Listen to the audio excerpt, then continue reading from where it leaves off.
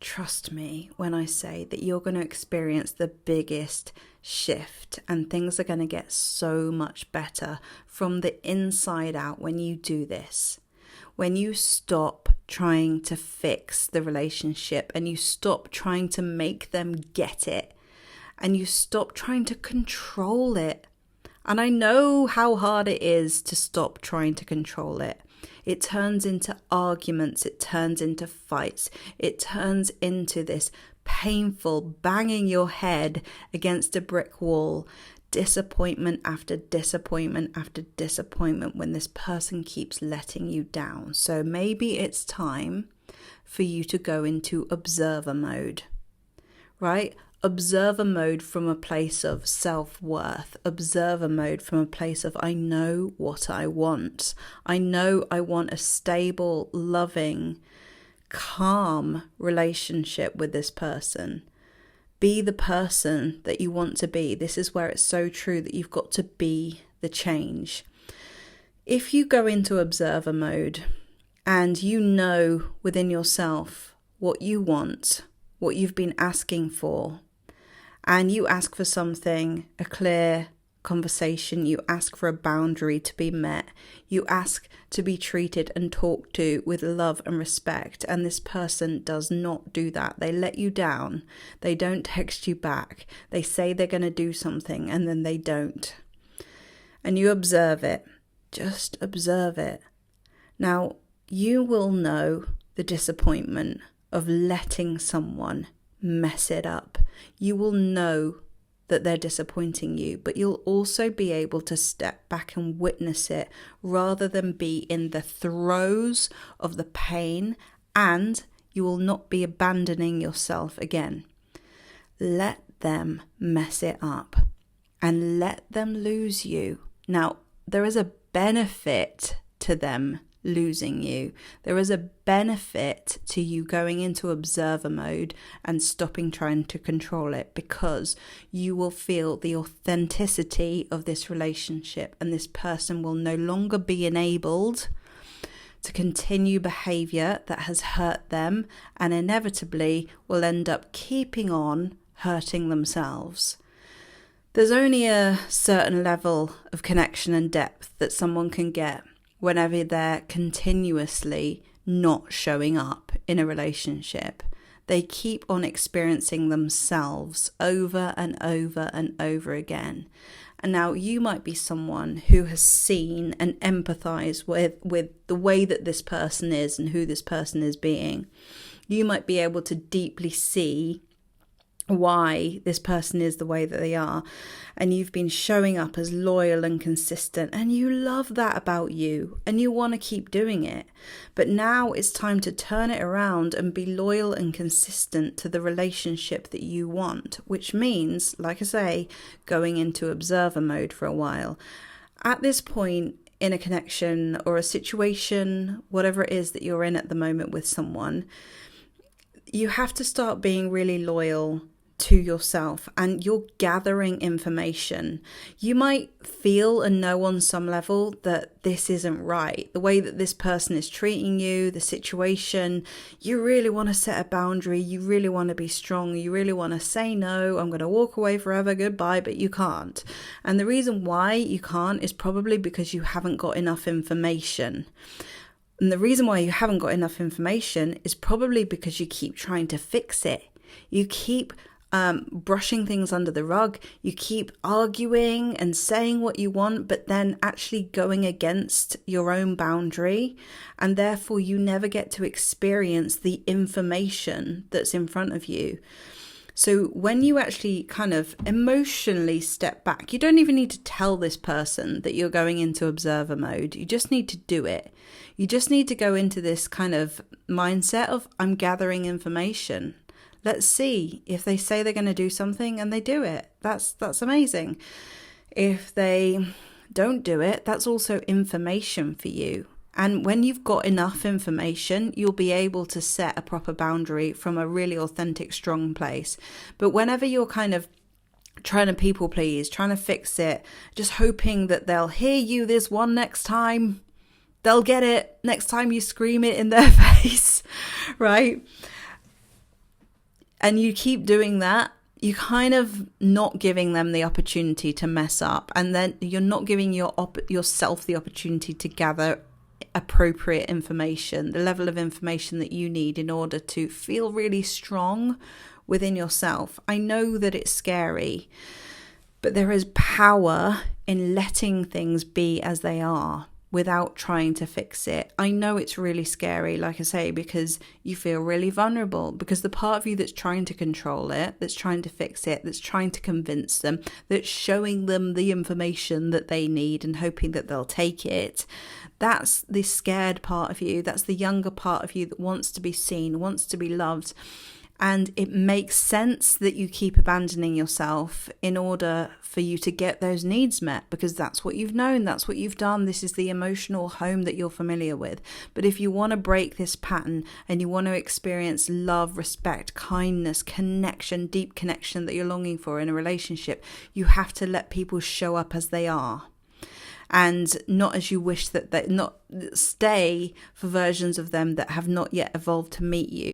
People often actually really get a shock when you start to step into your power. They won't see it coming, especially avoidance, because they're so avoidant, they won't see it coming. And very often when you do actually go, you know what, enough is enough. I've got enough information now for me to know that you are not stepping up. You're not meeting me here. You don't get it. You're not treating me with kindness and respect. I'm out. Right? When you get to that point, they get a shock. They're like, huh? But everything's been fine, hasn't it? Oh my God, I've seen this and experienced this many times, where it's like you're with someone who just cannot see the problems, and you've been going, hello, the house is burning down. We have to get out of here in a minute. Otherwise, we're not going to have a house to live in. It's going to be over. And you've been screaming it and saying, look, there's a problem. And they haven't seen it because the boundaries have not been strong enough. And before they know it, before you know it, the house has actually burnt down. And they're like, what? You're leaving? And you're like, yeah, I'm not staying in this burnt down house. And that's when they start saying, okay, what do I need to do? Tell me what I need to do. I need to fix it. I don't want to leave this place. I actually quite liked it here. And it's like, really? Really? You actually value this after all this time? And then it's too little too late. And they get a shock. They get a shock. They will not get that shock. And they will not be inspired into action until there is a reason for them to experience loss. Right? And as long as we stay allowing people to be in their coping mechanisms, in their avoidance, in their fears, then they don't have the opportunity to grow and evolve. The thing is that they have to want to do it for them. And until there's a real break and a death in a dynamic that has been clearly very one-sided, they won't be inspired to do it for them. They'll think that they have to do it for you, and then that's when resentment grows. So you have to be really careful of that as well. They have to really want to change for themselves. And with avoidance, this really can take a massive slap in the face for them to be woken up into action. Sometimes it can take, not this relationship, not the next one, not the next one after that, but many failed attempts where they start going, maybe the common denominator is me. Maybe it is. And I'm not saying we're not villainizing an avoidant here, okay? Avoidance at the end of the day is a vulnerable place because it's fear, just like anxiety. And we're not saying that it's all the avoidance fault, but when you're someone who is standing there saying, hello, I would like to have a healthy, loving, stable relationship, you're in a place of like really longing for growth and evolution, but you're at fault wherever you're staying in places where someone is not meeting you there. That's where you have to question to yourself, like, why am I here? Like, what kind of level of relationship do I want? What's keeping me here? And there'll be some valid emotional reason for it, okay? We can't shame ourselves. We can't will ourselves to be ready to let go. There's no point doing that. So you have to be really gentle with it. But there's a question mark over it, right? There's a curiosity that we can start to explore of what's keeping me attached to something that is so unrewarding. For me, it was really wanting to be accepted by my dad. It all came back to that. It all came back to an emotional home of needing to chase my dad's approval. My dad loved me and loves me in a way that doesn't compute with my nervous system. And so I was always chasing his love and acceptance and approval. He was very critical of me, So for me, whenever I was in relationships with someone who was avoidant, it always matched that feeling of longing for acceptance and connection with my dad. And it was like the everlasting loop of needing that. And you meet people who you end up wanting to fix because you've had to go deep into your soul to understand, why do I have all of these bad feelings? And, people who are really empathetic tend to have done a lot of self-work and understand people very well, which is what leads us to people who we see deeply, we understand, we have so much empathy for. We fall for that person, that project that we know that they can be, that project. You don't want a project. You don't want a project. This is what this is. It becomes like a project that we think in the future, when they get it, when they're there. And like I said in my short earlier today, you just got to get to the point where your self-esteem tells you deeply, I cannot wait. I can't wait for this. But before you get there, go into observer mode. Let them mess up. It's information, authentic, real information. And the beauty of this is that the truth sets you free. The truth sets you free.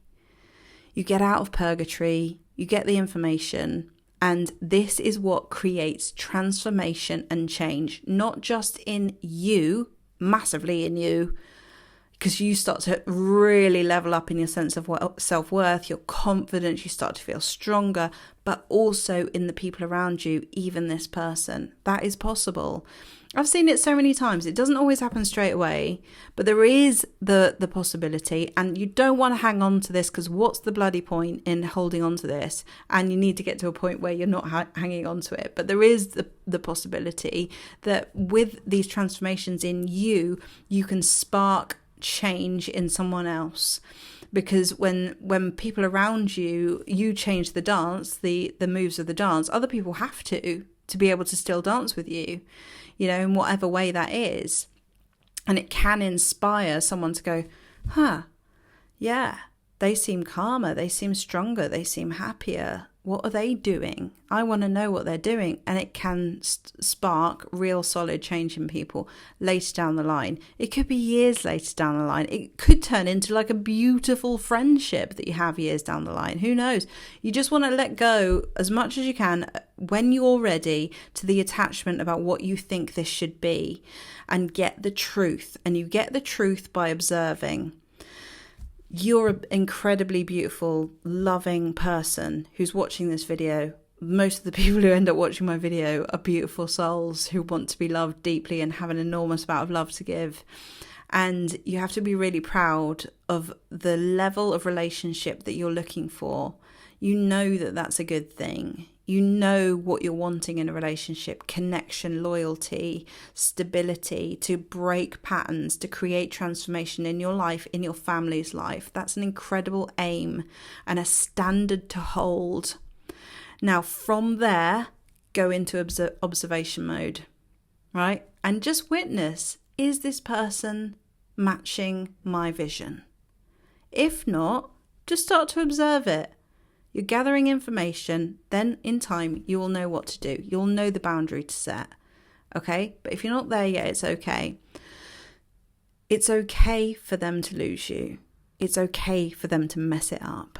It's okay, because it's going to move you forward to a better place. I know it doesn't seem like it at the time, but when you take your hands off the wheel, you start to get your power back, ironically. It doesn't seem like it because the anxious little boy or the anxious little girl in you is like, no, but I want this person. I know that I can love them better. I know that I can fix this. The anxious little part of you wants the connection, and it's understandable given what you've been through. But there's also an adult, older, matured part of you that really wants to break this pattern, really wants real lasting connection. And the two may be at odds at the moment, which is why you might be struggling. Okay, this makes sense. And there is a transition process that happens while one becomes stronger than the other. Okay. So be gentle with yourself. It takes time. But if you take anything from this video, for now, let it be. Go into observation mode and let it match your integrity, your vision, and see what happens. You're just gathering information. And then I'm not going to tell you what to do. You will know what to do. So I hope you found this video useful. If you'd like any more information about what I do, if you'd like to work with me, if you would like to join the Heartbreak Healers Club, there is so many beautiful conversations that happens there, and I would love to see you there. And if you'd like any more information, you can find out in the links below. Thanks for watching, everybody, and I'll see you in the next video. Bye.